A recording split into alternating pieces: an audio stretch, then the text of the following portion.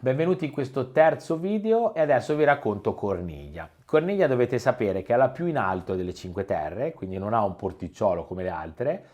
La potete raggiungere in treno o in auto perché non c'è appunto il battello che ferma lì. E Corniglia, una volta che arrivate col treno, per raggiungerla potete prendere o un autobus, che è una navetta che vi porta su al centro del borgo, oppure se siete già belli caldi, che avete già camminato un po', vi potete fare la famosa scalinata Lardarina, che sono 367 gradini che vi portano all'inizio del paese.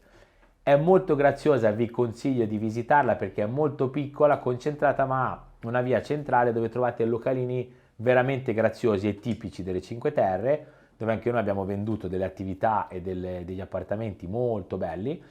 E vi posso dire che il target che sceglie Corniglia è proprio un target un pochino più, diciamo, mental, chiamiamolo così, cioè chi vuole stare alle Cinque Terre ma si vuole godere un pochino più la pace e non stare troppo all'interno della movida degli altri borghi.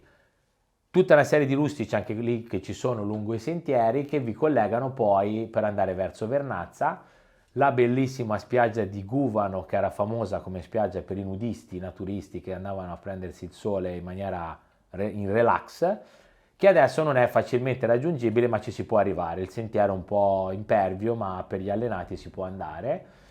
Un'altra caratteristica fondamentale di Corniglia sono anche tutti i vigneti che salendo dalla stazione vedete, dove anche lì c'è un'ottima produzione di vino ma anche di olio, quindi vedete che Corniglia ha come numero di colture più uliveto che vigneto rispetto a altre delle Cinque Terre. Seguitemi nel prossimo video, adesso vi andrò a raccontare Vernazza.